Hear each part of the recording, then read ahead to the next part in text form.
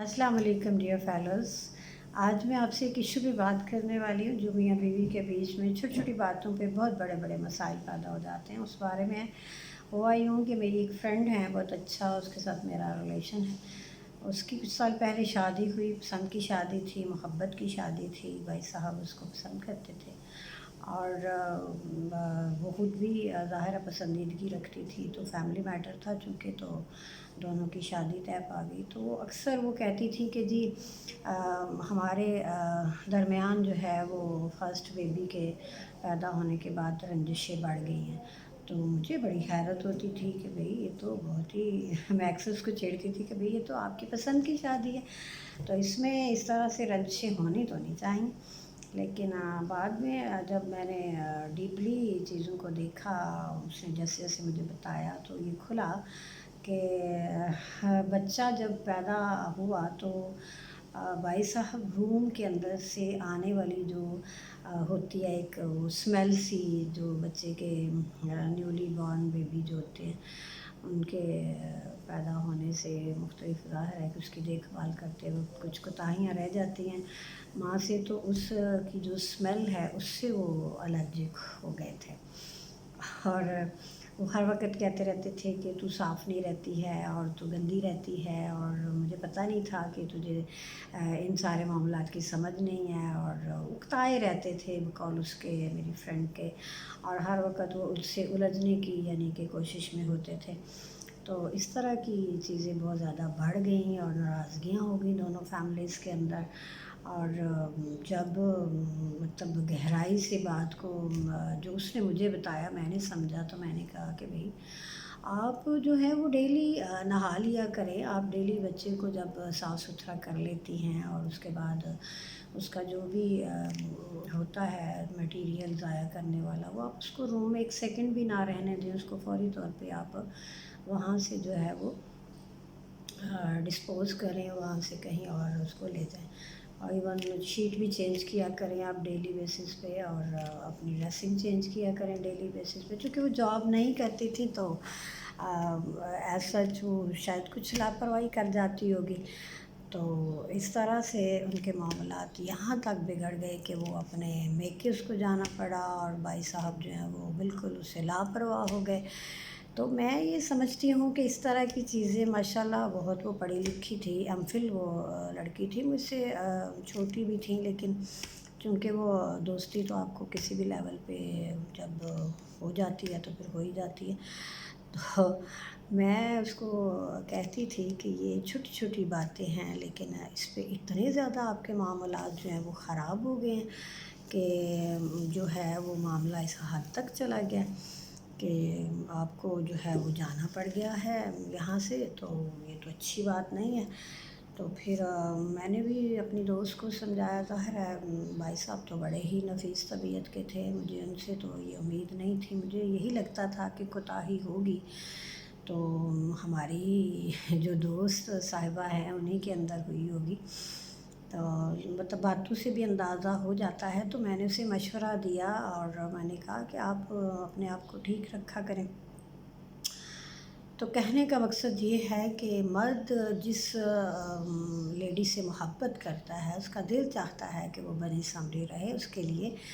और खुद मेरे हब्बी जब आते हैं घर तो वो कहते हैं कि भई शुक्र है आज आप ने जो है वो ड्यूटी से आके चेंज वगैरह नहीं किया और आप बहुत अच्छी लग रही हैं, और इस तरह की यानी बातें वो करते हैं। तो ये ज़ाहिर है कि इससे यही पता चलता है कि मर्द ये चाहता है कि उसकी बीवी जब वो घर आए तो साफ़ सुथरी हो, खुशबू लगा रखी हो, हल्का सा मेकअप कर रखा हो, और बीवी को उसने इस तरह साफ़ सुथरा रखा हुआ कि उससे भी खुशबू आ रही हो। और फिर जो है वो ज़रा जो थोड़े से एलर्जिक होते हैं ना ये स्मेल वगैरह से लोग, तो वो इन चीज़ों को बड़ा नोट करते हैं। तो है ये बड़ी माइनर सी बात कि रोज़ाना नहाना, रोज़ाना कपड़े चेंज करना, मेकअप करना और खुशबू लगाना।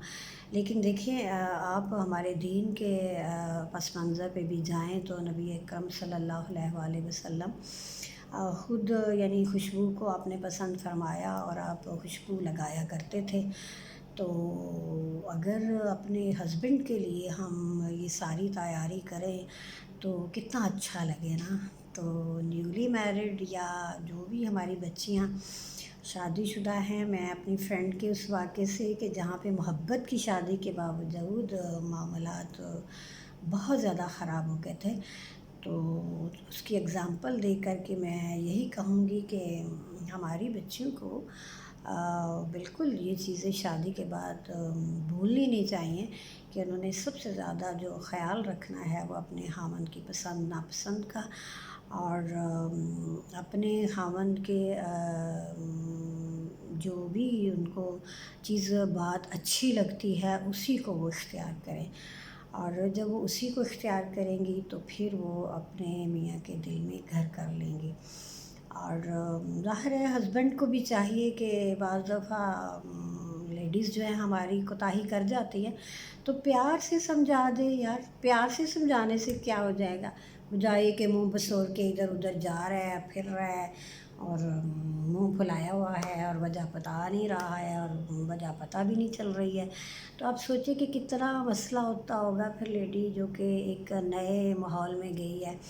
تو خاوند کا تو وہ اپنا گھر ہوتا ہے ماں باپ کا، تو خاوند کو چاہیے کہ وہ ان چیزوں کو اپنی جو مسز ہے اس کے ساتھ باقاعدہ پیار محبت سے ڈسکس کرے، نہ کہ بہت ناک چڑھا کے غصہ کھا کے اور یہ کہ ہائے ہائے تم سے بدبو آ رہی ہے اور تمہیں پتہ نہیں چلتا، تم نے کیا ایجوکیشن لی تھی، تمہیں پتہ نہیں تھا ان چیزوں کا کہ کیسے بچے سنبھالتے ہیں اور کیا کرتے ہیں.